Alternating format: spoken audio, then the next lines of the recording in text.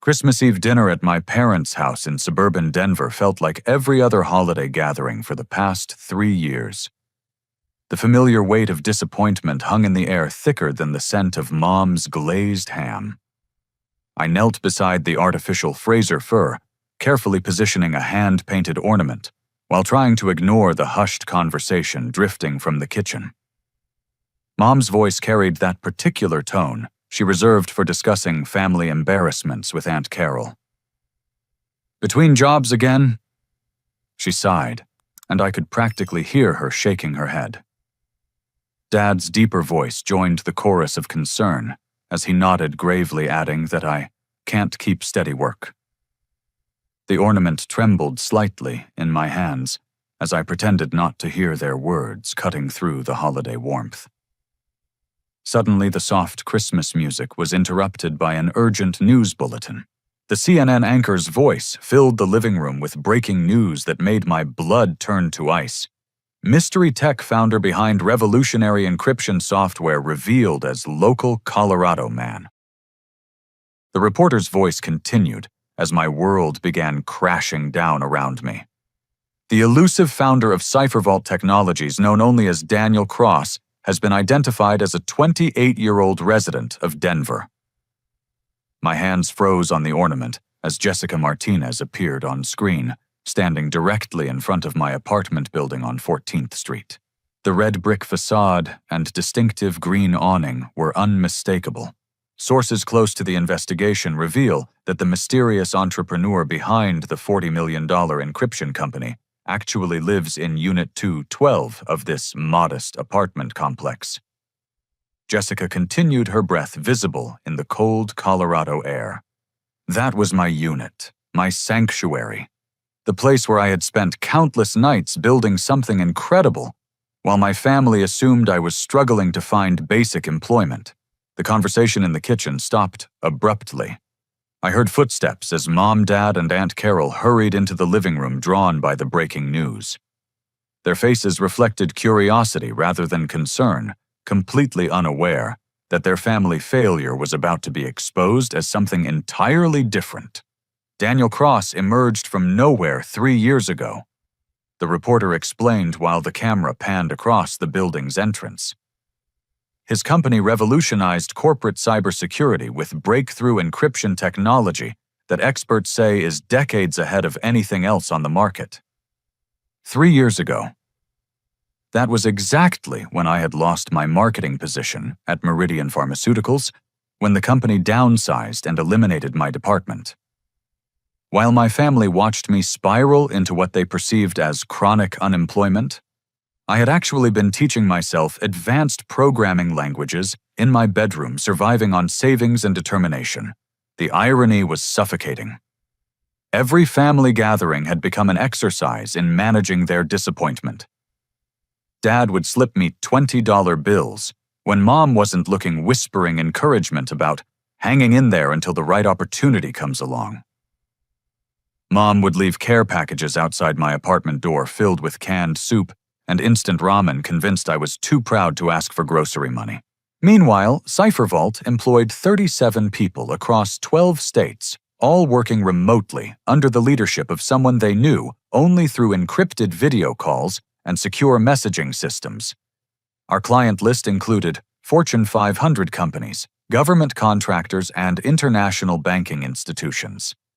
The technology I had developed in my cramped bedroom was now protecting sensitive data for organizations whose annual budgets exceeded the GDP of small nations. Uncle Gary wandered in from the back patio, beer in hand, squinting at the television screen.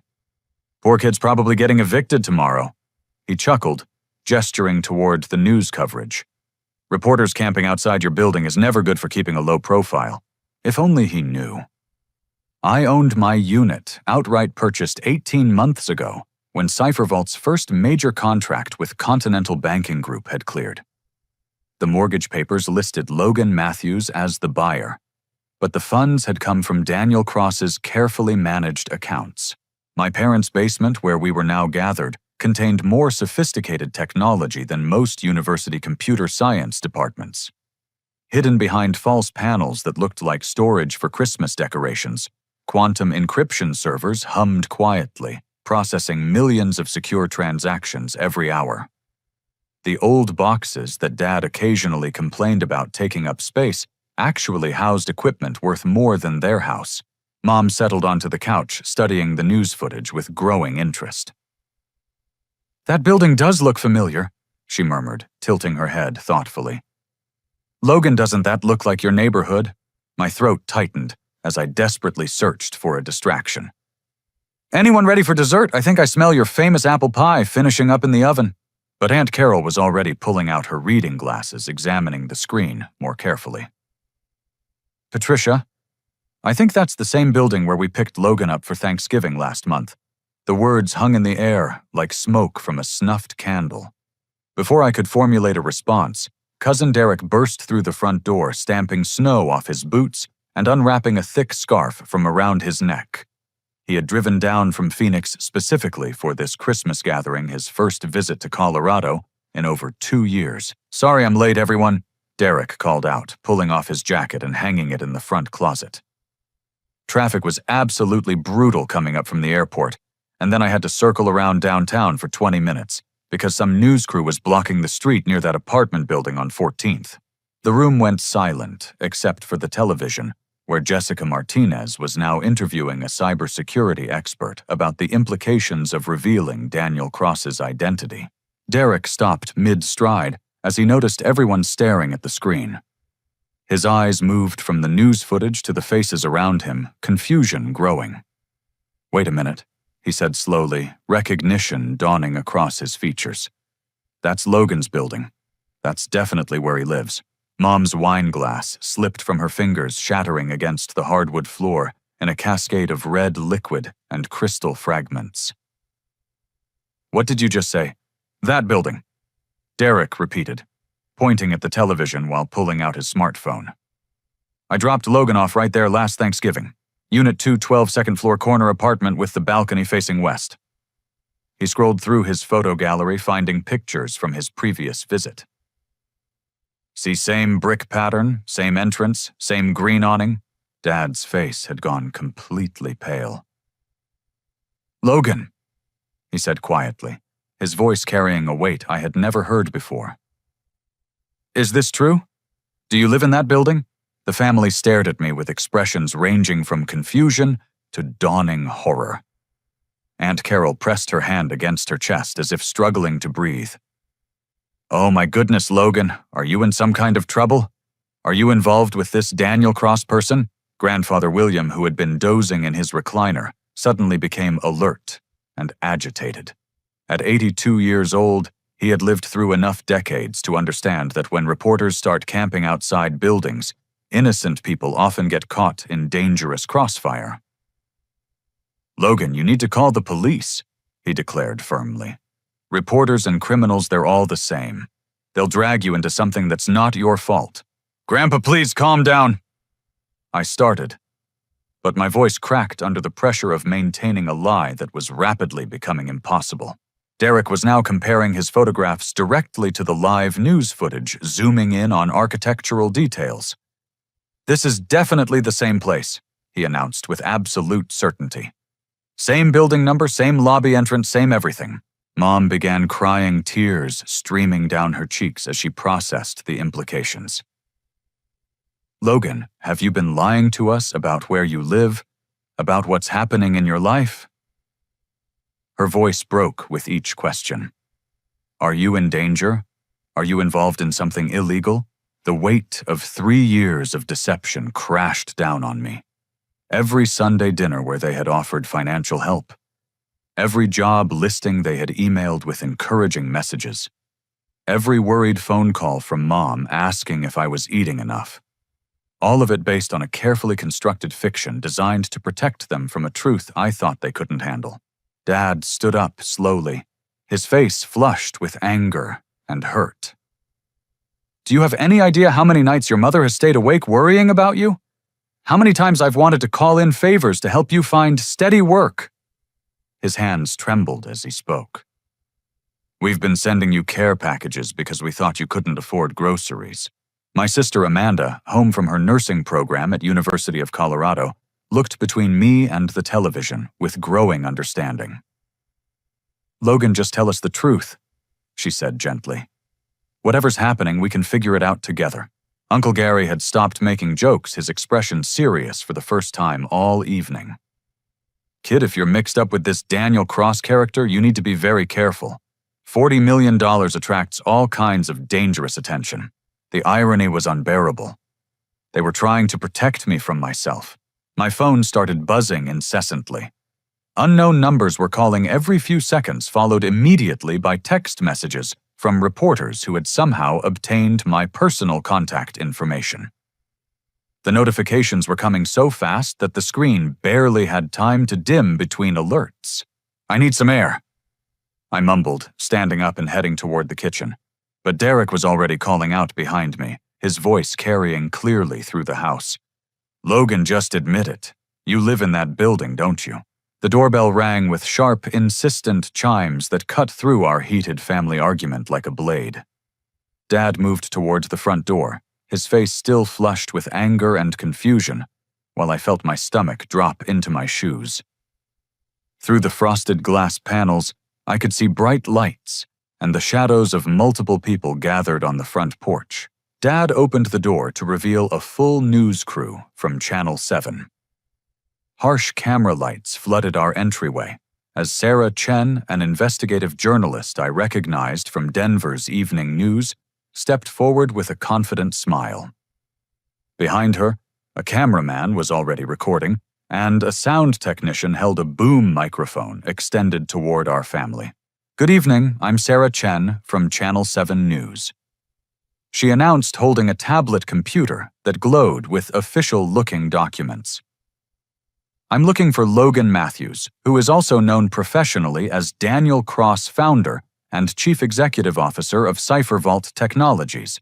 The words hit our living room like a physical blow. Mom gasped audibly, her hand flying to cover her mouth. Dad stepped backward, his eyes wide with shock. Aunt Carol sank onto the couch as if her legs could no longer support her weight. Sarah Chen continued with practiced professionalism, apparently unaware that she was destroying my family's understanding of reality in real time. "Mr. Matthews, we have extensive documentation connecting you to CipherVault Technologies, including corporate registration papers, bank records showing transactions totaling over $47 million, and intellectual property filings for 4 separate patents in cybersecurity technology." She held up the tablet showing digital copies of documents I recognized immediately.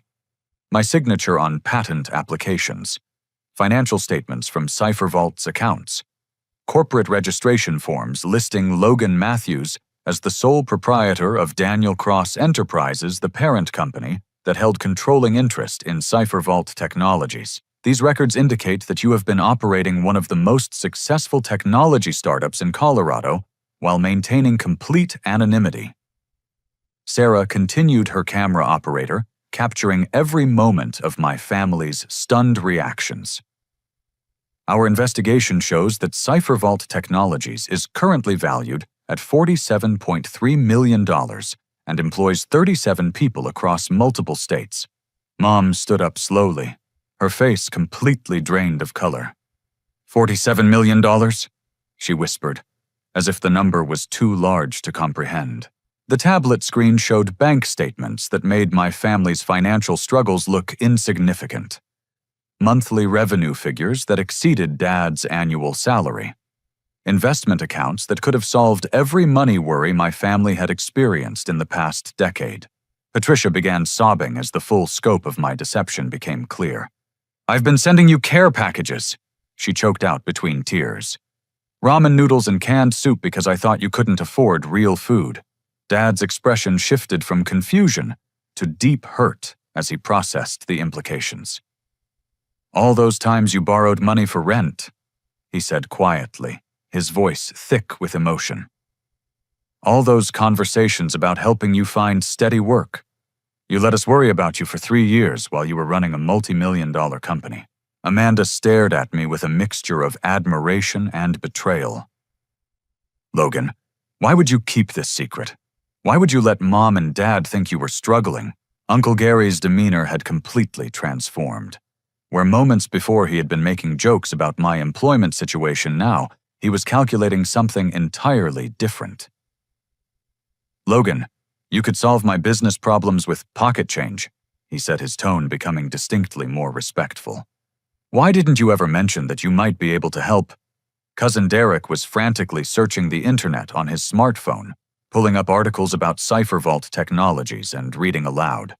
"Listen to this. CipherVault's encryption protocols are used by Continental Banking Group North Star defense contractors and the Colorado state government.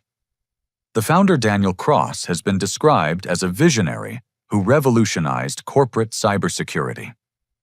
Grandfather William had become increasingly agitated, his wartime experiences making him suspicious of any situation involving secrecy and large sums of money. "Logan, are you working for foreign governments? Is this company a front for something dangerous?" Sarah Chen gave me exactly 30 seconds to respond before her cameraman adjusted his equipment for a live broadcast.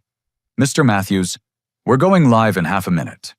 Would you like to comment on your company's success and your decision to maintain anonymity while living in your hometown?" The weight of the moment pressed down on me like a physical force. 3 years of carefully constructed lies were collapsing in real-time broadcast live to thousands of viewers across Colorado. My family's trust, my company's security, my personal safety, and my professional reputation all hung in the balance of whatever words I chose next. Mom continued crying while Dad stood frozen in the doorway, apparently unable to process the magnitude of what was happening. The bright camera lights made everything feel surreal, like we were actors in someone else's drama, rather than a family dealing with a crisis that would change our relationships forever. My phone buzzed with an incoming message marked urgent and encrypted. Only 3 people had access to send messages through that particular security protocol: my head of security, my lead developer, and my business partner, Marcus Thompson. The message appeared on my phone screen in stark white text against a black background encrypted with the highest level security protocols that CipherVault had developed. It was from Alex Rivera, my head of security, and the timestamp showed it had been sent just moments ago. "Emergency Marcus orchestrated media exposure. Security footage confirms 3 meetings with Channel 7 reporter over past month. Board vote scheduled tomorrow morning. Protocol Phoenix may be necessary." My blood turned cold as the implications became clear. Marcus Thompson, my business partner and chief operating officer, had deliberately orchestrated this public exposure. While Sarah Chen and her camera crew continued filming my family's shocked reactions, I realized that this media ambush was not investigative journalism, but corporate warfare. The commercial break gave me a momentary reprieve, and I stepped into the kitchen while pulling up additional encrypted messages from Alex. Security camera footage from the Marriott downtown showed Marcus meeting with Sarah Chen on 3 separate occasions: December 3rd, December 10th, and December 18th. Each meeting had lasted over an hour, and financial records showed unusual payments from an account linked to Marcus's personal consulting firm. My hands shook as I scrolled through additional intelligence that Alex had compiled. Marcus had been systematically building alliances with 3 board members over the past 6 weeks, convincing them that my preference for anonymity made me unsuitable for leading a high-growth technology company. According to CipherVault's corporate bylaws, if the chief executive officer became a public liability that threatens company stability, the board could vote to implement emergency leadership changes. The timing was calculated perfectly. Christmas Eve would catch me surrounded by family emotionally vulnerable and unable to access my full corporate resources. The media exposure would create the exact kind of public scrutiny that our corporate bylaws identified as grounds for emergency action. Worse yet, Marcus had already prepared the legal paperwork necessary to assume control of CipherVault Technologies. Alex's investigation revealed that Marcus had been working with corporate attorneys for weeks, drafting documents that would transfer operational control of the company to him while positioning my removal as a necessary step to protect shareholders and employees. My family's voices drifted in from the living room as they continued processing the revelation of my secret identity. But their emotional crisis had suddenly become secondary to a much larger threat. Everything I had built over the past 3 years was being systematically stolen by someone I had trusted completely. Another encrypted message appeared on my phone, this one from Janet Walsh, the only board member who had consistently supported my leadership approach. Her message was brief but urgent. Emergency vote scheduled for December 26th at 9 a.m. Mountain Time. Marcus claims you've become compromised by media attention. 3 board members already committed to supporting leadership change. Need immediate response. The scope of Marcus's betrayal became clear as I connected the pieces. He had hired private investigators to trace my personal life, identifying my family and my address. He had fed information to journalists while positioning himself as the stable professional alternative to my supposedly erratic leadership style. He had even timed the exposure for a holiday weekend when most board members would be traveling and unable to gather for proper deliberation. Patricia appeared in the kitchen doorway, her eyes red from crying, but her expression determined. "Logan, whatever's happening, we're your family. We'll figure this out together." Robert followed behind her, his anger apparently replaced by concern as he began understanding that something much larger was unfolding. "Son, talk to us. What kind of danger are you facing?" The irony was overwhelming. For 3 years, I had protected my family from the potential risks associated with running a high-profile technology company. I had maintained my anonymity specifically to keep them safe from the kind of attention that successful entrepreneurs often attract. Now my efforts to shield them had created vulnerabilities that Marcus was exploiting to destroy everything I had accomplished. Amanda joined us in the kitchen, her nursing training apparently helping her recognize signs of genuine crisis. "Logan, you're shaking. What's happening that we don't understand yet?" The camera crew was setting up for their next live segment, and I could hear Sarah Chen preparing to broadcast additional details about CipherVault Technologies. Every moment of delay gave Marcus more opportunities to solidify his position with the board and present my media exposure as evidence of poor judgment and compromised leadership. My phone rang with a call from Marcus himself. The display showed his name and the photo I had assigned to his contact. Marcus grinning at our company retreat 6 months ago, back when I had trusted him completely. I let Marcus's call go to voicemail while making a decision that would either save my company or destroy it completely. "I need to go downstairs." I told my family, my voice steady, despite the adrenaline coursing through my system. "I'll explain everything, but first I need to protect what we've built." Mom, Dad, and Amanda followed me down to the basement, their confusion evident as we descended the wooden steps into what they believed was just storage space for holiday decorations and old furniture. The familiar scent of concrete and electrical equipment filled the air as I led them past the washing machine and water heater toward the back corner that had been my secret command center for 3 years. Behind a false panel disguised as shelving for Christmas ornaments, my true office revealed itself. 3 large monitors flickered to life as biometric scanners verified my identity through fingerprint and retinal recognition. Quantum encryption servers hummed quietly in climate-controlled cases that maintained optimal temperature and humidity levels. The setup rivaled anything found in major corporate headquarters, all hidden beneath my parents' suburban home. "Oh my God," Amanda whispered, staring at the sophisticated technology array. "Logan, this is incredible." Dad's expression showed a mixture of amazement and hurt. "You've been running a company from our basement for how long?" 3 years. I admitted while typing commands into the primary terminal. "Everything started down here. All the code, all the business development, all the client relationships." "Oi!" Mom reached out tentatively to touch one of the monitors, her fingers trembling slightly. $47 million worth of business from our basement. I accessed the Protocol Phoenix interface, a fail-safe system I had built into CipherVault's core architecture, when the company was still just an idea. Protocol Phoenix was designed to protect the company from exactly the kind of corporate coup that Marcus was attempting. Only I possessed the biometric authentication necessary to activate it, and once triggered it would transfer all operational control to secure servers that only I could access. "Logan, what are you doing?" Amanda asked, watching lines of code scroll across the screens.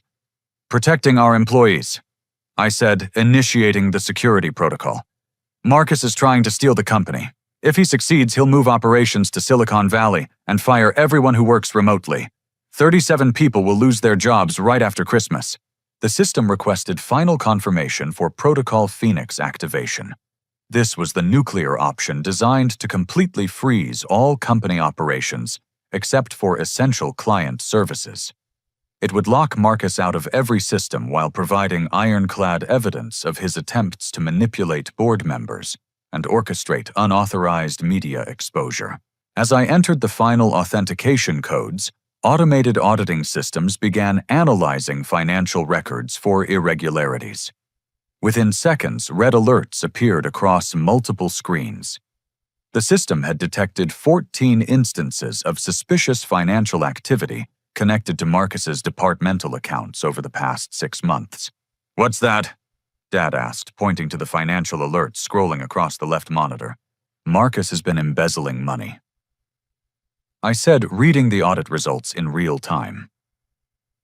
Small amounts from client payments, probably hoping I wouldn't notice because the company has been growing so quickly. The evidence was comprehensive and damning.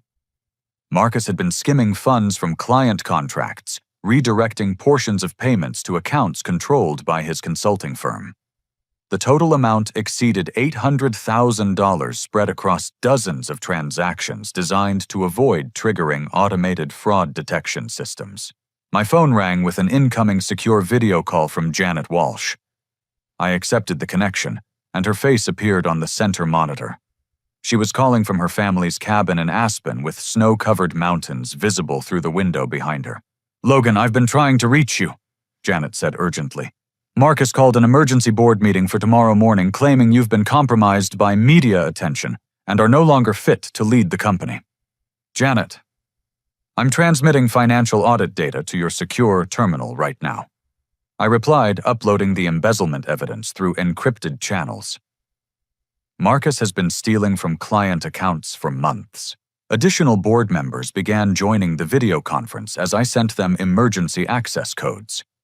Dr. Elizabeth Kumar connected from her home in Seattle. James Robertson logged in from a hotel in Miami, where he was vacationing with his family. Within 10 minutes, 5 of our 7 board members were online, reviewing the evidence of Marcus's financial crimes and media manipulation. "This is absolutely unacceptable," Dr. Kumar declared after examining the audit reports.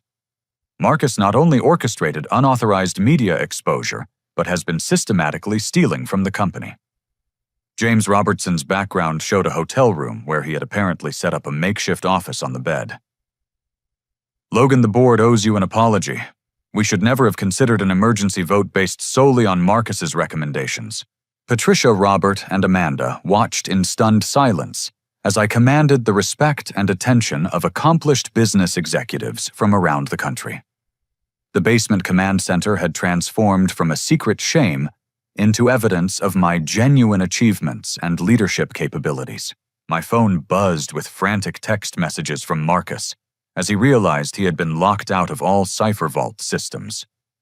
Protocol Phoenix had frozen his access while preserving all evidence of his attempts to manipulate company operations. The sound of car doors slamming in the driveway interrupted our emergency board meeting.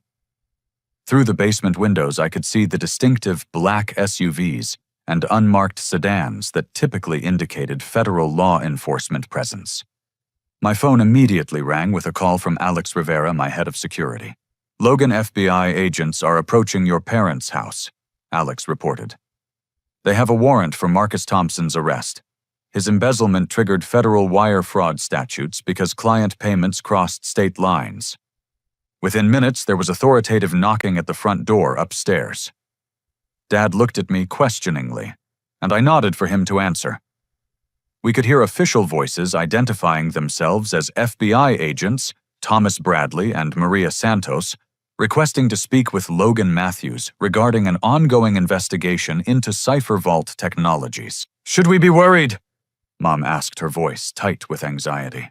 "No," I assured her, saving the board meeting session and preparing to go upstairs. "They're here because Marcus committed federal crimes. We're the victims, not the suspects." The family followed me up from the basement as I went to meet with the agents. Thomas Bradley was a tall man in his 40s, with graying hair and a professional demeanor that immediately put everyone at ease. Maria Santos appeared to be in her 30s, carrying a leather briefcase and tablet computer loaded with case files. "Mr. Matthews, thank you for your cooperation with our investigation." Agent Bradley began, after showing his credentials and explaining the situation. "Your head of security, Alex Rivera, provided us with evidence that Marcus Thompson has been engaged in corporate fraud and potentially treasonous activity. The scope of Marcus's crimes extended far beyond simple embezzlement. FBI investigation had revealed that Marcus was selling client data to overseas competitors while planning his hostile takeover of Cipher Vault. Several of our corporate clients included government contractors and defense industry companies, making the data theft a matter of national security. Marcus faces federal charges that could result in a 20-year prison sentence, Agent Santos explained while reviewing her case files. Wire fraud, corporate espionage, conspiracy to commit theft of trade secrets, and violation of the Economic Espionage Act. Patricia sat down heavily on the couch, overwhelmed by the magnitude of what she was learning about her son's professional life. "Logan, you've been protecting information important to national security from our basement. Cipher Vault's encryption protocols are used by companies that handle classified government contracts." I confirmed. Marcus was selling access to that technology to foreign corporations. Robert's expression had completely transformed from anger to pride mixed with concern. "Son, I had no idea you were involved in anything this important. Why didn't you tell us?" The question hung in the air as Amanda, Aunt Carol, Uncle Gary, and Cousin Derek gathered around to hear my explanation. Even Grandfather William had positioned his chair closer, his earlier suspicions about foreign involvement proving partially correct. "I was trying to protect you," I said simply. "Technology entrepreneurs face risks that I didn't want to bring into your lives. Death threats, corporate espionage, kidnapping attempts, blackmail. I thought if you didn't know about Cipher Vault, you'd be safer." Tears filled Mom's eyes again. But these were different from her earlier emotional breakdown. "Logan, we're your family. We should face those risks together, not leave you to handle everything alone." Dad stepped forward and pulled me into a firm embrace, something he hadn't done since I was a child. "I'm proud of what you've accomplished," he said quietly. "And I'm sorry we made you feel like you had to hide your success from us." The board meeting resumed via secure video conference with FBI agents participating to provide legal context for Marcus's crimes. The vote was unanimous. Marcus would be immediately terminated from all positions within Cipher Vault Technologies, with his stock options forfeited due to criminal activity. Agent Santos received a call confirming that Marcus had been arrested at his home in Boulder. He was being charged with multiple federal crimes and would remain in custody pending trial. The evidence was overwhelming, and prosecutors expected him to accept a plea agreement, rather than risk a longer sentence at trial. "Logan, there's something else you should know," Agent Bradley said as the FBI team prepared to leave. "Your decision to maintain anonymity actually helped our investigation. Marcus thought he was the only person with access to sensitive company information, so he got careless about covering his tracks. The irony was perfect. My secretiveness, which had caused so much family pain, had ultimately helped expose Marcus's crimes and protect the company's future." Uncle Gary approached me with genuine humility, his earlier joking completely replaced by respect. "Logan, I owe you an apology for all those comments about finding steady work. I had no idea you were building something this important." Cousin Derek shook his head in amazement. "When I was complaining about my job in Phoenix, you could have offered me a position any time. Why didn't you?" "Because I wanted people to succeed based on their own merits," I replied. "CipherVault hires based on skills and character, not family connections." My phone rang with call after call from major technology companies offering partnership deals and acquisition proposals. The positive media coverage of my cooperation with federal law enforcement had increased CipherVault's public profile dramatically, and our stock value had risen 40% in a single day. Amanda hugged me tightly, whispering in my ear, "I'm proud of you for doing the right thing, even when it was complicated." As the FBI agents gathered their materials and prepared to leave, Agent Santos handed me her business card. "Mr. Matthews, your company's cooperation has been exemplary. If you're ever interested in government consulting work, the Cybersecurity Division would welcome CipherVault's expertise." The family gathered around me as the law enforcement vehicles pulled out of the driveway, their mission complete. For the first time in 3 years, I was surrounded by people who knew exactly who I was and what I had accomplished. The weight of secrecy had been lifted, replaced by genuine support and understanding. 6 months later, I stood on the deck of the Mountain View Conference Center in Estes Park, Colorado, watching 37 employees of CipherVault Technologies meet face-to-face for the first time. The June morning was crisp and clear, with the Rocky Mountains providing a stunning backdrop for our company retreat. For 3 years, we had operated as a completely distributed team, connected only through secure video calls and encrypted messaging systems. Now, seeing everyone together in person felt like witnessing a family reunion. Mom and Dad sat at a table near the main lodge wearing name tags that identified them as Logan's parents, and chatting comfortably with employees who had driven from across the country to attend. Patricia was deep in conversation with Lisa Chen, our lead developer from Portland, comparing stories about raising children in the technology industry.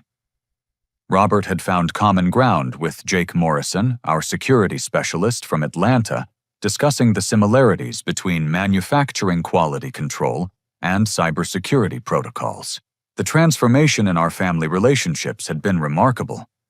Once Mom and Dad understood the scope and importance of what I had built, their worry had evolved into fierce pride and support. Mom had started volunteering with the Denver Senior Center, teaching digital literacy classes using simplified versions of CipherVault's encryption software. Dad had accepted an invitation to join our advisory board, bringing his decades of manufacturing experience to help CipherVault develop more efficient operational procedures. "Ladies and gentlemen, may I have your attention?" I announced, stepping up to the microphone that had been set up near the main gathering area. 6 months ago, most of you knew me only as a voice on secure video calls or encrypted messages signed by Daniel Cross. Today, I want to share something that represents the future of CipherVault Technologies.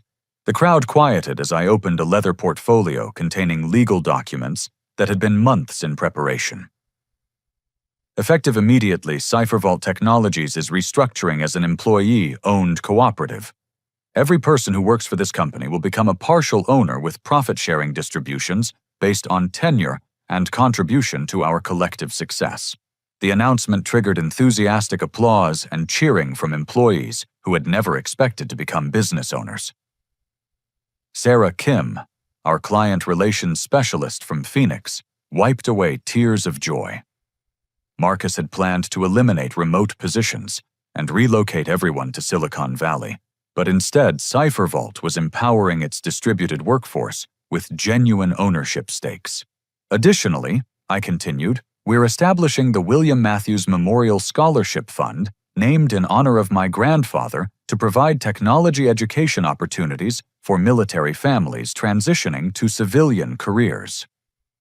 Grandfather William, now 83, and sitting proudly in the front row, beamed with satisfaction as employees applauded the announcement. His wartime service had taught him the importance of helping veterans adapt to peacetime challenges, and the scholarship fund would honor that legacy while supporting families facing economic transitions. Amanda approached the microphone as I finished the formal announcements.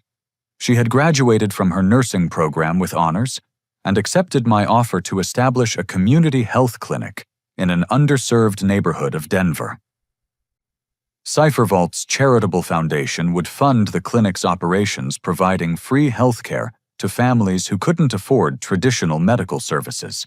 My brother taught me that success means using your resources to lift up other people, Amanda said, addressing the gathered employees.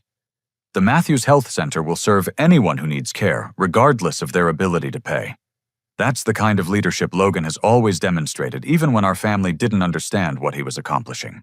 Janet Walsh, our board chairwoman, took the microphone to provide updates on Marcus's legal situation.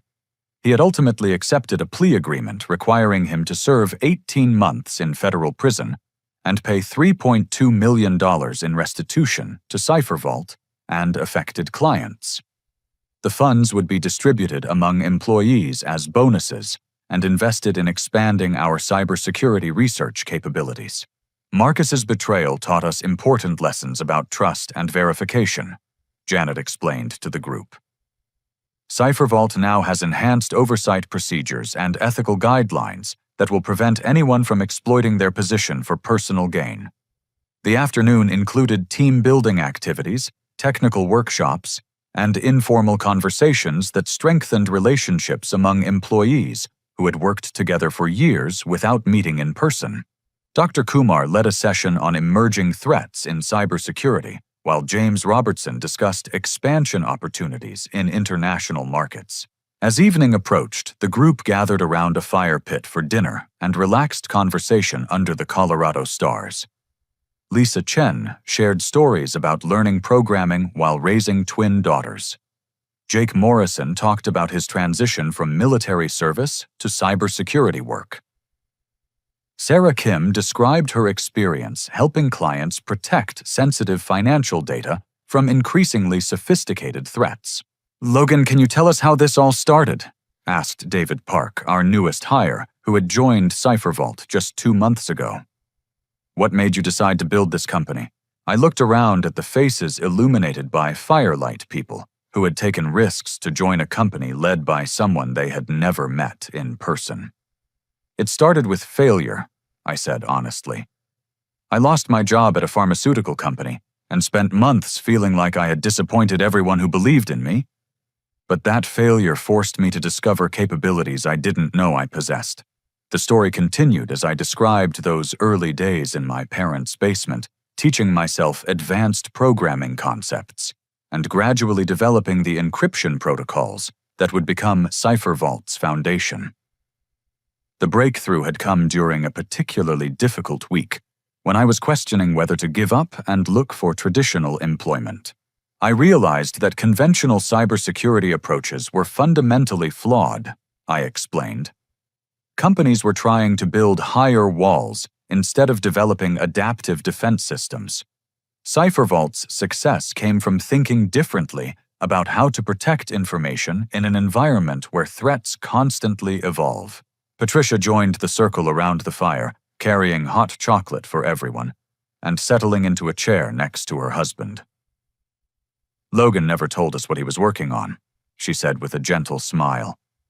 "We spent 3 years worried that he couldn't find steady employment when he was actually building something that would employ dozens of people and protect important information for major corporations." The conversation turned to lessons learned and future goals. Employees shared their experiences working for a company that prioritized ethical practices and employee welfare over maximum profit extraction. Several people mentioned turning down job offers from larger technology companies because they valued CipherVault's culture and mission. "What's next for CipherVault?" asked Jennifer Walsh, Janet's daughter, who had recently joined our legal team after completing her law degree with a specialization in environmental regulations. Jennifer and I had begun spending time together outside of work, discovering shared interests in hiking classical music and sustainable business practices. "We're going to continue growing while maintaining our values," I replied. Employee ownership ensures that success benefits everyone who contributes to our achievements. We'll expand our client services while investing in research that keeps us ahead of emerging threats. The retreat concluded on Sunday morning with a breakfast celebration and group photo session. Employees exchanged contact information for personal friendships that extended beyond professional relationships. Several people made plans to visit Colorado again for hiking trips and family vacations. As the group prepared to return to their home cities, I gathered my family for a private conversation on the lodge deck. The mountains stretched endlessly in every direction, reminding me of the vast possibilities that lay ahead for all of us. I learned something important over the past 6 months. I said, addressing Mom, Dad, Amanda, and the extended family members who had stayed for the entire retreat. I thought protecting people meant keeping secrets from them. But real protection comes from trusting people with the truth, even when it's complicated. Patricia reached over and squeezed my hand gently. "We learned something too," she replied. Success isn't about having a traditional career path or meeting other people's expectations. It's about using your talents to make a positive difference in the world. Robert nodded in agreement. I spent so many years worrying that you couldn't find steady work when you were actually creating work for dozens of other people. I'm proud of what you built, but I'm even more proud of how you built it. Amanda added her perspective as someone who had chosen a career in service rather than pursuing maximum financial reward. The clinic is already helping families who had nowhere else to turn for healthcare. That wouldn't have been possible without your success. But more importantly, it reflects values that you maintained even when you were building a major company. The drive back to Denver provided time for reflection on how dramatically our family relationships had evolved. Secrets and shame had been replaced by mutual respect and genuine understanding. Financial concerns that had dominated family conversations for years had given way to discussions about how to use resources responsibly and ethically. 1 year later, our family Christmas Eve dinner bore no resemblance to the tense gathering where everything had changed. The same artificial Fraser fur dominated the living room, but the conversations around it reflected confidence and shared purpose rather than disappointment and worry. Cipher Vault Technologies had grown to employ 62 people across 15 states, with client contracts spanning Fortune 500 companies, government agencies, and international organizations. The employee ownership structure had created genuine prosperity for everyone involved, while our ethical guidelines ensured that success never came at the expense of our values.